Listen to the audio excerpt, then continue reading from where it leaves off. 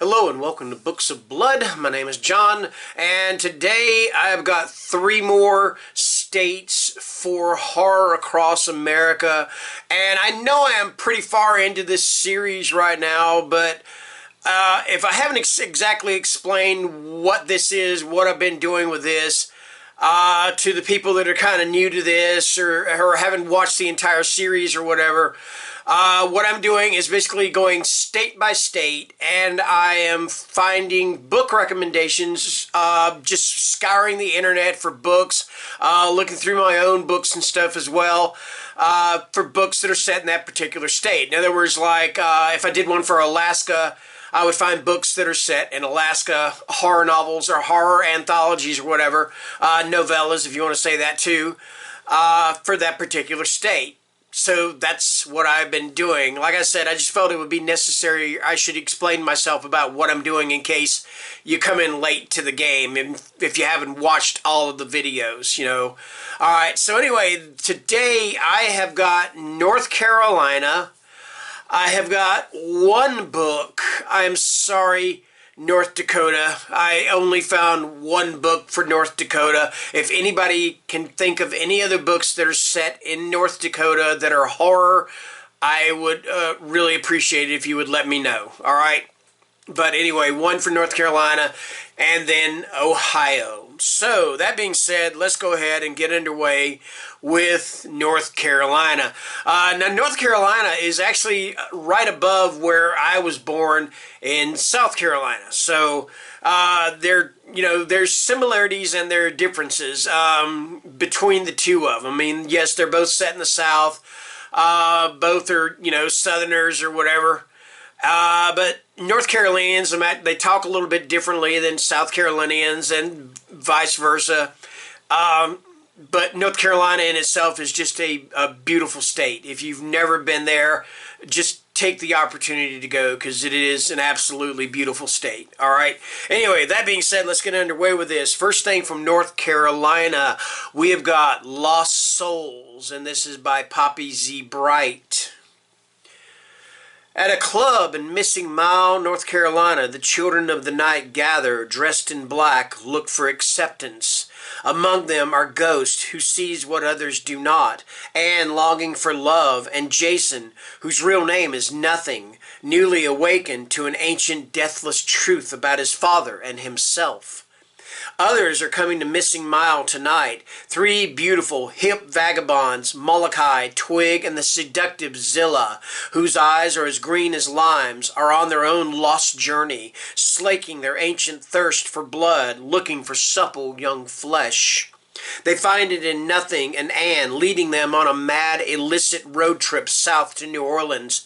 Over miles of dark highway, Ghost pursues, his powers guiding him on a journey to reach his destiny, to save Anne from her new companions, to save Nothing from himself. And that is Lost Souls, and that is by Poppy Z. Bright. Okay. Alright, next up we have got When the Reckoning Comes, and this is by LaTanya McQueen. More than a decade ago, Myra fled her small, segregated hometown in the South to forget.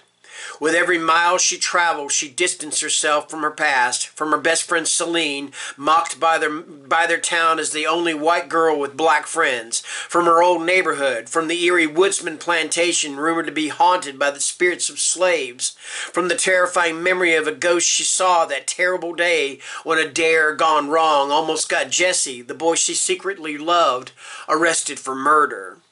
But now Mira is back in Gibson to attend Celine's wedding at the plantation, which has been transformed into a lush vacation resort. Mira hopes to reconnect with her friends and especially Jesse to finally tell him the truth about her feelings and the events of that devastating long ago day. But for all its fancy renovations, the Woodsman remains a monument to a suppressive racist history. The bar serves antebellum drinks, entertainment includes horrifying reenactments, and the service staff is nearly all black. Yet the darkest elements of the plantation's past have been carefully erased.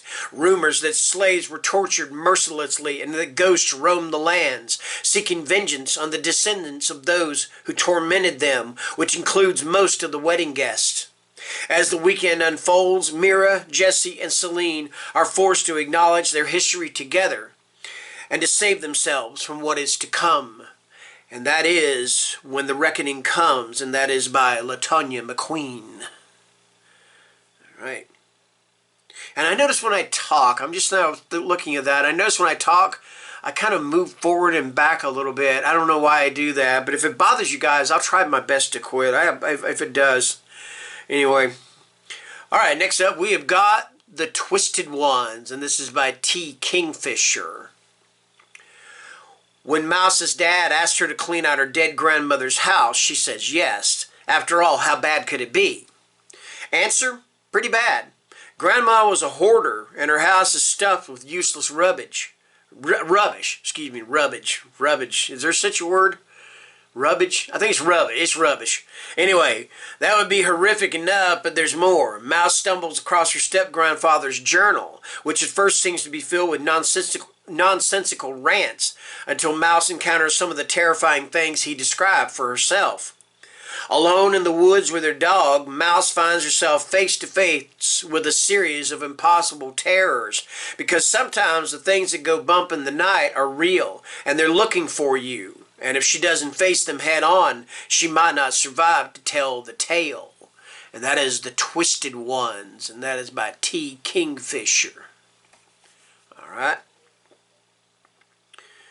Okay, next up, and I think this is by the same author that wrote There's Someone Inside Your House. I'm pretty sure it is. The Woods Are Always Watching by Stephanie Perkins. Bears aren't the only predators in these woods. Best friends Nina and Josie spent high school as outsiders, but at least they had each other. Now with college and a 2,000-mile separation looming on the horizon, they have one last chance to be together. A 3-day hike deep into the woods of the Pisgah National Forest. Simmering tensions lead to a detour off the trail and straight into a waking nightmare, and then into something far worse. Something that will test them in horrifying ways. And that is The Woods Are Always Watching. And that is by Stephanie Perkins. Okay. Next we have got The Curse of the Mountain. And this is by Tyler Cram. A young officer responding to a call in the middle of the night about chickens being slaughtered turns into a night of reckoning when a deadly creature emerges from the woods. Years later, while on a hike in the North Carolina wilderness, 4 friends discover an old book. When they open it, they black out, only to find on waking that they have released the evil things that live within the pages. As they fight to keep their neighbors from dying, they unravel a dark secret that the leaders of their town have held since their ancestors first settled. But can the boys really stop the devil? And that is The Curse of the Mountain, and that is by Tyler Cram. All right, and I believe this is the last one for North Carolina, and this is The Wicked, and this is by James Newman. An ancient evil rises, burns, kills. After a fire consumes the Heller home for children, the residents of Morganville, North Carolina, thought they knew evil. They were wrong.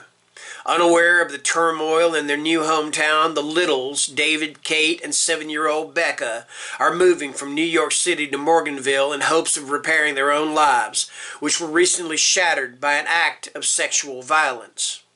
Before long, David realizes that his family's troubles are worse than he could have ever imagined. An ancient demon lurks beneath the town of Morganville, an unholy creature conjured into existence by the Heller home tragedy. Its name is Moloch. It's hungry for the souls of the townspeople. But most of all, Moloch wants the children. It will not rest until it has them. All of them. And that is The Wicked. And that is by James Newman.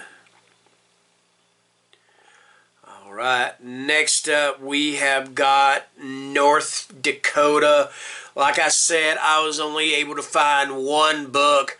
That's one thing I've been trying my best to do is, if I can't, sometimes you don't find as many books for as many states. You don't, because let's face it, there are some states you're going to find a ton of books that are set in that particular state, and then other ones you're not. And North Dakota just happens to be one of those that I could only find one book for. Anyway, the book in question is Follow Me Down, and this is by Sherry Smith. Follow Me Down is a rare find, a gutsy, visceral, and beautifully crafted psychological thriller that Diane Chamberlain called an engrossing page-turner that will keep you guessing right up to the delirious ending, from talented new author Sherry Smith. Mia Haas has built her life far from the North Dakota town where she grew up, but when she receives word that her twin brother is missing, she is forced to return home. Back to the people she left behind, the person she used to be, and the secrets she thought she'd buried. Once hailed as the golden boy of their town and now a popular high school teacher, Lucas Haas disappears the same day the body of one of his students is pulled from the river. Trying to wrap her head around the rumors of Lucas's affair with the teen and unable to reconcile the media's portrayal of Lucas as a murderer with her own memories of him, Mia is determined to find another suspect. All the while she wonders, if he's innocent, why did he run? As Mia reevaluates their difficult shared history and launches her own investigation into the grisly murder, she uncovers secrets that could exonerate Lucas or seal his fate. In a small town where everyone's lives are intertwined, Mia must confront her own demons if she wants to get out alive. And that is Follow Me Down, and that is by Sherry Smith. And yeah, reading that, I know it sounds more like a psychological thriller, not so much horror, but I felt bad about not having anything for North Dakota, so yeah, I had to include this. And it was listed also as the scariest book set in North Dakota, so I thought, all right, well, we'll try this. I mean, scary and horror go together, all right? All right, moving on to Ohio. Okay. First up, we've got Horror Store, and this is by Grady Hendrix. Something strange is happening at the Orsk Furniture Superstore in Cleveland, Ohio. Every morning, employees arrive to find broken, Kering bookshelves. I don't know how to pronounce it. It's like Swedish or whatever. Shattered Glans water goblets and smashed Lirapip wardrobes. Sales are down. Security cameras reveal nothing and store managers are panicking. To unravel the mystery, 3 employees volunteer to work a 9-hour dusk till dawn shift. In the dead of the night, they'll patrol that the empty showroom floor. Boy, I whistled. The empty showroom floor. Investigate strange sightings and sounds and encounter horrors that defy the imagination. And that is Horror Store, and that is by Grady Hendrix. All right. Okay. Okay, next up we have got Beloved, and this is by Toni Morrison.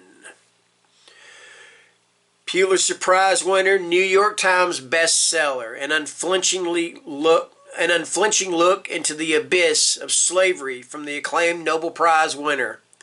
Nobel Prize winner. I apologize for that.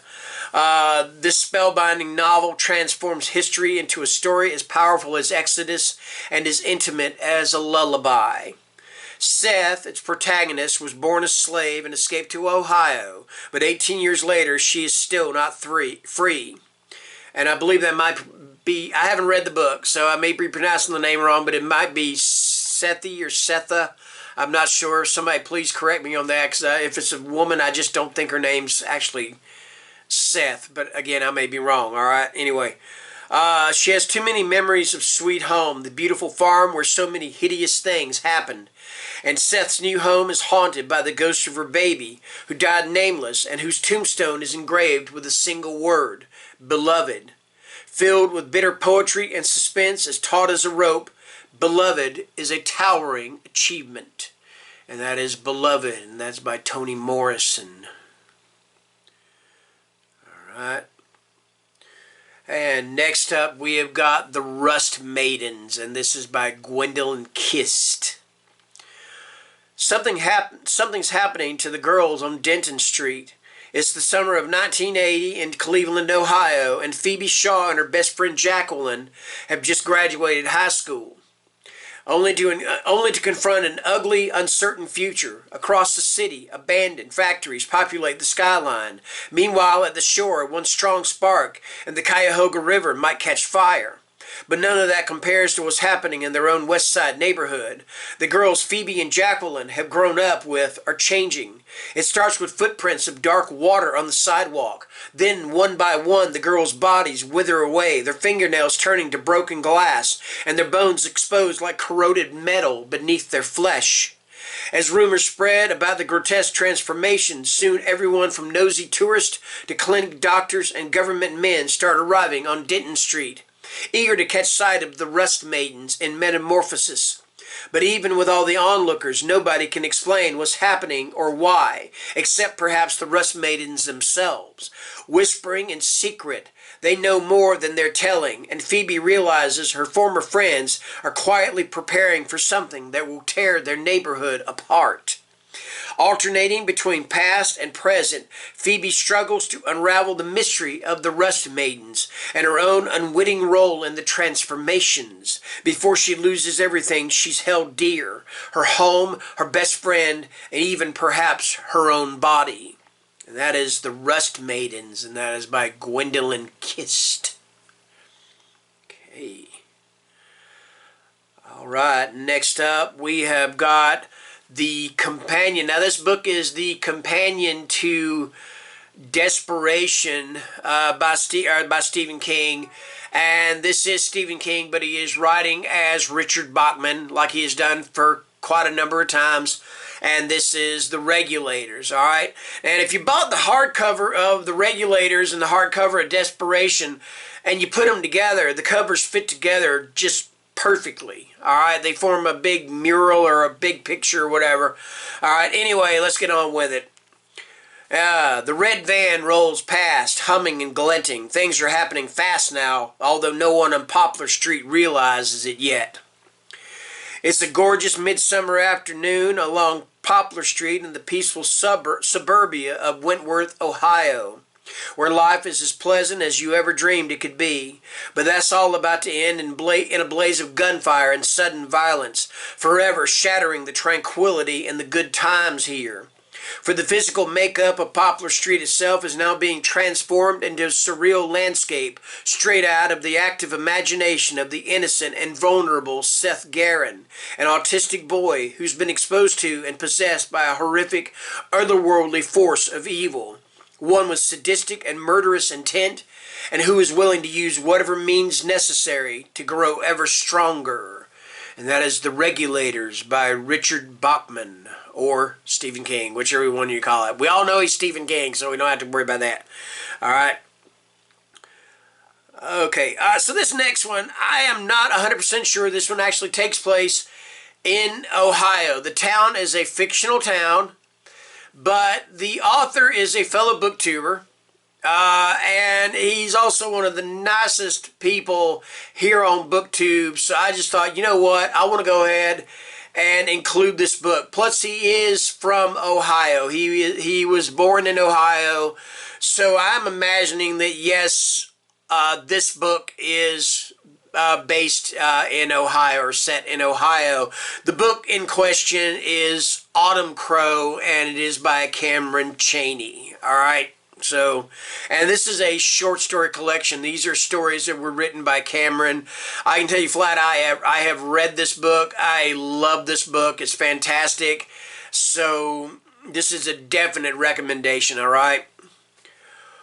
Welcome to Autumn Crow Valley, where every night is Halloween. Enjoy your stay, but first a few words of warning. Stay out of the forest. Never venture out after dark, and don't stare too long into the windows. You may not like what you see. Have a pleasant visit. We hope it won't be your last. Author Cameron Chaney presents 7 new tales of All Hallows terror, along with his newly revised novella, There Are Monsters Here, in print for the very first time.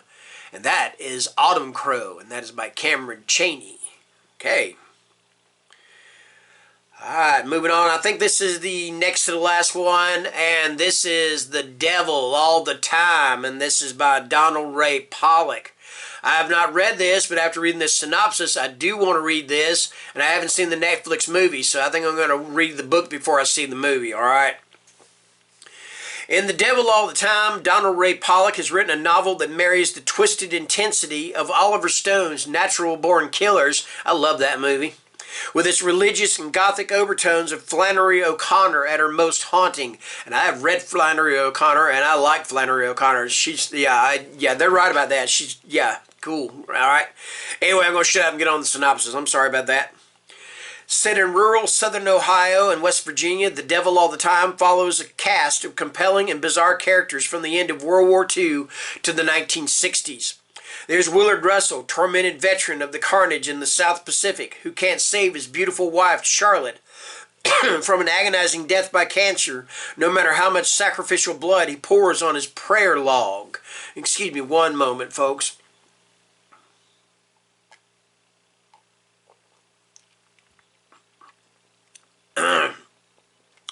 I apologize for that. I got a little tickle in my throat.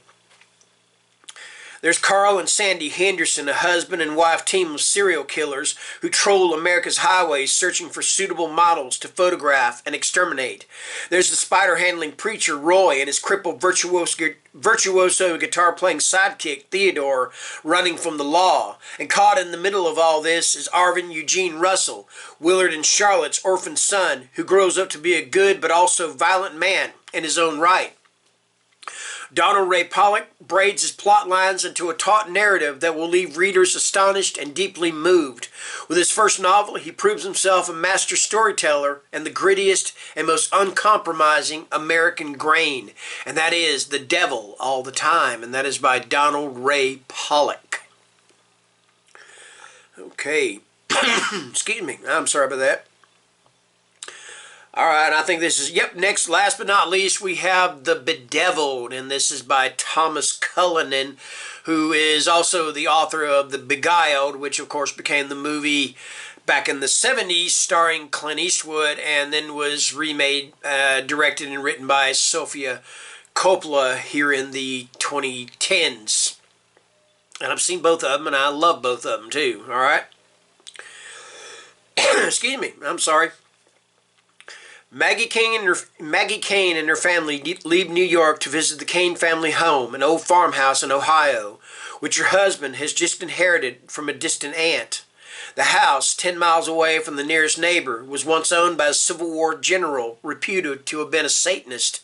But when strange and terrible things begin to happen, it soon becomes clear that satanic worship is still alive and well in the community, and so might be the general, who Maggie suspects is taking possession of her teenage son. A rediscovered modern horror classic by Thomas Cullinan, author of the twice-filmed Civil War horror novel The Beguiled, The Bedeviled, from 1978, is an occult chiller whose suspenseful plot and surprising twist will keep readers on the edge of their seats until the shocking finale. And that is The Bedeviled, and that is by Thomas Cullinan, excuse me. All right, so that is going to do it for North Carolina, North Dakota, and Ohio. It is Friday afternoon. I'm going to post this on Monday afternoon. So until then, thank you for watching, and take care and stay scared. Bye-bye.